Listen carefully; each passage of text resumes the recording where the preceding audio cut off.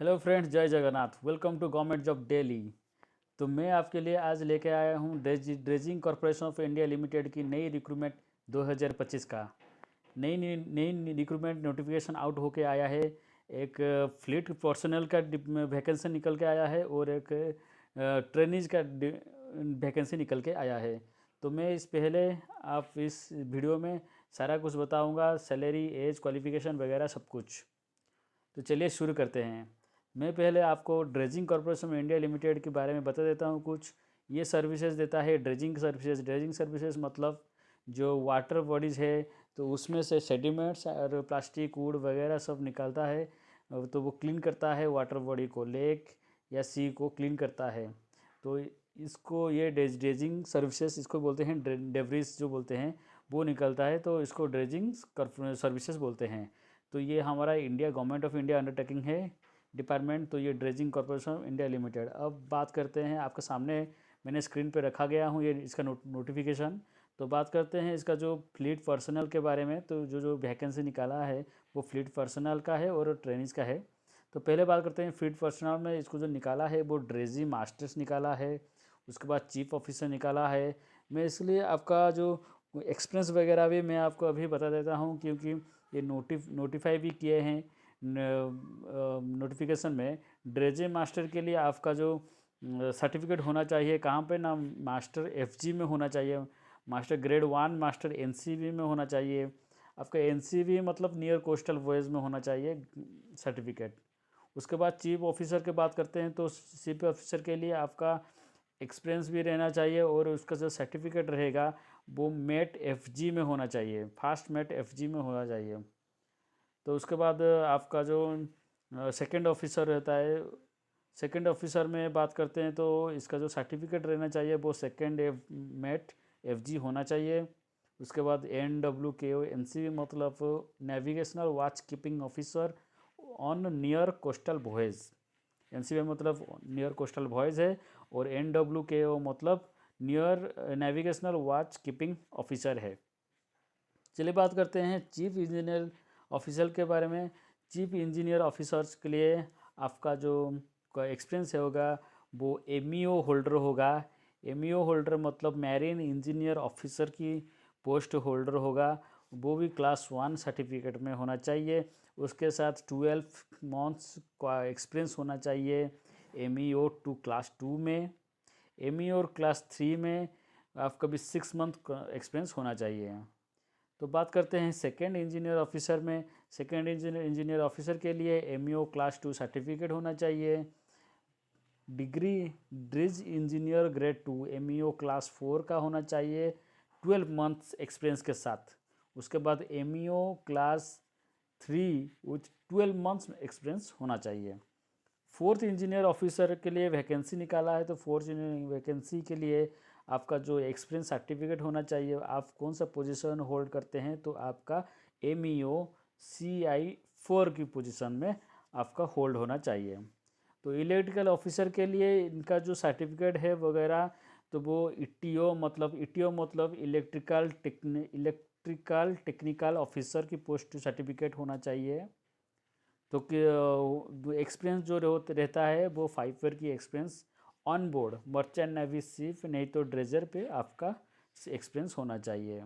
पेटी ऑफिसर के लिए भी वैकेंसी है, तो पेटी officer x chief petty officer के लिए लीडिंग मैन सर्वे के लिए आपका सर्टिफिकेट होना चाहिए। आपका जो एक्सपीरियंस मांग रहा है वो कहीं पे भी ex chief petty officer leading seaman as a leading seaman होना चाहिए। Navigation seamanship branch of Indian navy NWKO NCO certificate होना चाहिए। उसके साथ GPR अगर आपका सर्टिफिकेट है तो आपका GPR में 2 ईयर का एक्सपीरियंस होना चाहिए as a tube operator in dredgers. तो इंजीनियर रूम रेटिंग्स में देखेंगे तो ये भी इंजीनियर रूम रेटिंग्स में आपका जो एक्सपीरियंस सर्टिफिकेट निकाला है COC निकाला है इंजीन रूम को जो 3 मंथ्स का एक्सपीरियंस होना चाहिए ऑन बोर्ड। वो भी ड्रेजिंग में नहीं तो एक तो कहीं पे भी ऑन बोर्डिंग शिप है तो वहीं पे आपका 3 मंथ्स का एक्सपीरियंस होना चाहिए। सी मैन हेल्थ मैन में आप वैकेंसी निकाला है। इसके लिए आपका 6 मंथ का एक्सपीरियंस चाहिए ऑन बोर्ड वेसल्स। तो क्रू कुक भी निकाला है, तो क्रू कुक के लिए आपका जो 3 मंथ्स का एक्सपीरियंस होना चाहिए, वो भी कैटरिंग में कैटरिंग ऑन बोर्ड होना चाहिए, नेवी वेसल होना चाहिए, dredgers offshore vessels. Training cook भी रखा गया है वैकेंसी। तो ट्रेनिंग कुक के लिए आपका CDC COC वो भी ट्रेनिंग के लिए आपका कुछ एक्सपीरियंस होना चाहिए। आपका जो बीते काल में आपका पोजीशन होल्ड होना है कि आप कहीं पे भी ऑन बोर्डिंग आप किए होंगे काम। तो ये जो नोटिफिकेशन निकल का है, जो मेन ऑब्जेक्टिव है, मैं ये ट्रेनिंग के लिए मैं आपको बता देता हूँ। तो ट्रेनिंग के लिए आपका जो पोस्ट निकाला है वो ड्रेस कैडेट्स का है निकाला है। इसमें आपका डिप्लोमा इन नॉटिकल साइंस में होना चाहिए DNS। ये भी DG शिपिंग अप्रूवल भी होना चाहिए इंस्टीट्यूशन। उसके बाद पोस्ट देखेंगे तो ट्रेनिंग मैरीन इंजीनियर का निकाला है। इसमें आपका 4 साल का डिग्री मैरीन इंजीनियर होना चाहिए। इसमें भी DG शिपिंग इंस्टीट्यूशन का जो अप्रूवल भी होना चाहिए। तो ये अगर आपका पास दूसरा भी कुछ कैरियर है, ग्रेजुएशन है मैरीन इंजीनियर में, आपका भी ये सर्टिफिकेट आप क्वालिफाई होते हो तो आप अप्लाई कर सकते हैं। NCB ट्रेनिज के बाद बात करते हैं। NCB ट्रेनिज में निकाला है तो मिनिमम ये जो क्वालिफिकेशन है वो 10th पास है फ्रॉम दी कोई भी एजुकेशन बोर्ड में। और उसके साथ आपका जो GP रेटिंग कोर्स ये होना चाहिए। प्री सी GP रेटिंग कोर्स में एक ठो कोर्स होता है प्री सी GP रेटिंग कोर्स, उसमें आप पास होना चाहिए। उसमें वो भी 60% एग्रीगेटेड मार्क के साथ। तो एज जो रखा गया है, ये टोटल एज रखा गया है 25 साल के अंदर। आपका जो एज होगा 25 साल के अंदर, 25 साल के ऊपर वाले कैंडिडेट को नहीं लेंगे। उसके बाद ट्रेनिंग इलेक्ट्रिकल ऑफिसर का जो पोस्ट निकाला है, तो ट्रेनिंग इलेक्ट्रिकल ऑफिसर का पोस्ट के लिए आपका 4 ईयर का डिग्री होना चाहिए। वो इलेक्ट्रिकल इंजीनियरिंग में, इलेक्ट्रॉनिक्स इंजीनियरिंग के लिए तो इलेक्ट्रॉनिक्स इंजीनियरिंग में कोई भी AICTE अप्रूव होना चाहिए। तो उसके साथ जो एक्सपीरियंस रहेगा वो 4 मंथ्स का इलेक्ट्रो टेक्निकल ऑफिसर कोर्स रहेगा। तो आप वो वाला भी किए होंगे तो आप अप्लाई कर सकते हैं।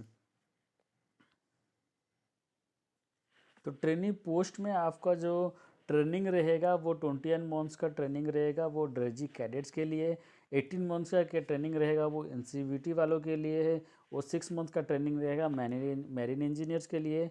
8 मंथ्स का ट्रेनिंग रहेगा इलेक्ट्रिकल ऑफिसर के लिए। उसके बाद आपका जॉब पोस्टिंग दे दिया जाएगा। तो उसके बाद आपका जो वो भी कंप्लीट किए होंगे ETO कोर्स, जो 4 मंथ्स का ETO course DG shipping approve में किए होंगे, तो वो TLO में जो इलेक्ट्रिकल जो ऑफिसर है उसमें वो एलिजिबल होंगे। तो सिलेक्शन में की बात करते हैं, कैसे सिलेक्शन करना है। तो सिलेक्शन जो प्रोसेस रहेगा वो इंटरव्यू प्रोसेस रहेगा। मैं आपके सामने भी दिखा देता हूँ कि ये जो टोटली लिखा गया है। सिलेक्शन जो प्रोसेस रहेगा वो आपका जो फॉर्म भरेंगे वो, ये तो इंटरव्यू प्रोसेस है, तो इंटरव्यू प्रोसेस में वॉक इन इंटरव्यू है। इंटरव्यू में जाएंगे, आपका क्वालिफिकेशन के हिसाब से आपका सिलेक्शन हो गया, उसके बाद आपका इंटरव्यू होगा। इंटरव्यू में आप क्वालिफाई करेंगे तो आप ही का सिलेक्शन हो जाएगा।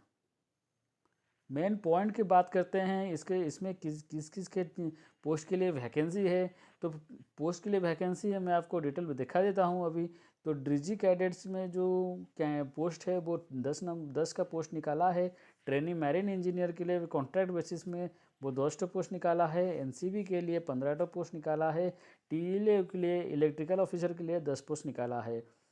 तो इसमें आपका जो ये कॉन्ट्रैक्चुअल बेसिस है, तो पहले ट्रेनिंग देंगे, उसके बाद जॉब पोस्टिंग करेंगे। जॉब पोस्टिंग में वो भी कॉन्ट्रैक्चुअल बेसिस है।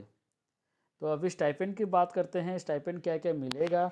तो आपका जो ड्रेजी कैडेट्स है वो स्टाइपेंड उनका 15,000 पर मंथ प्लस अलाउंसेस अगर देखा जाएगा तो वो 600 पर डे का मिल जाएगा।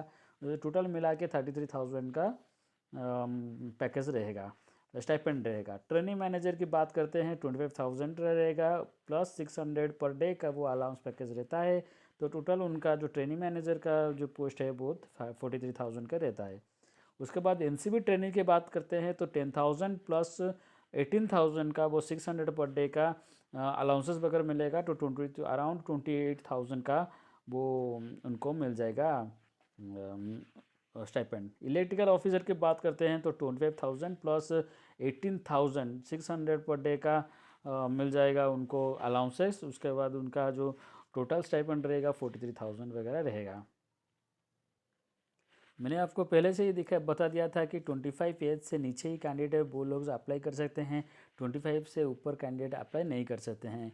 उसके बाद कैंडिडेट के पास कुछ डॉक्यूमेंट होना चाहिए, जैसे कि CDC, इंडियन CDC डॉक्यूमेंट होना चाहिए। उसके बाद CDC मतलब कॉन्टीन्यूस डिस्चार्ज सर्टिफिकेट एक होना चाहिए इंडियन का, और एक पासपोर्ट होना चाहिए, इंडोस होना चाहिए। इंडोस का जो फुल फॉर्म रहता है वो रहेगा आपका Indian national database of sea farmer. तो ये जो बेसिक सर्टिफिकेट रहता है आपका होना चाहिए कैंडिडेट का, तभी जाके आप इंटरव्यू में बैठ सकते हैं, नहीं तो आपका एलिजिबिलिटी में काट दिया जाएगा। तो इसका जो फॉर्म फिलअप कैसे करेंगे, कहाँ इंटरव्यू जाएंगे, मैं आपको पूरा डिटेल बता देता हूँ अभी। इसका जो फॉर्म मिल रहा है वो www.dress.india.com में मिल रहा है। आप वही वेबसाइट में जाके आप डायरेक्ट डाउनलोड कर सकते हो प्रोफॉर्मा। उसके बाद आप उसको फॉर्म को भर के आप डायरेक्ट इंटरव्यू पे जा सकते हैं। इंटरव्यू का जो डेट रहता है मैं आपको बता देता हूँ। वो इंटरव्यू का डेट है 13 तारीख को, 13 फरवरी को और 14 फरवरी का। 13 फरवरी को जैसे 13 फरवरी कोई कोई 13 फरवरी को ड्रेजी कैडेट्स जा सकते हैं, TMES, NCVT and TLS candidate जाके इंटरव्यू देंगे।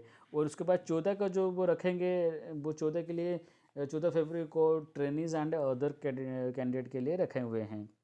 तो मैं आपको पूरा डिटेल बता दिया हूँ। उसके बाद आपका जो यहाँ पे नोटिफिकेशन में इंटरव्यू के लिए क्या क्या डॉक्यूमेंट है वो आपको मैं पूरा डिटेल दिखा देता हूँ। NCV के लिए 10th पास सर्टिफिकेट होना चाहिए। उसके बाद प्री CG रेटिंग, तो मैं आपको पहले से ही बता दिया था कि क्या क्या क्वालिफिकेशन और सर्टिफिकेट लेना चाहिए।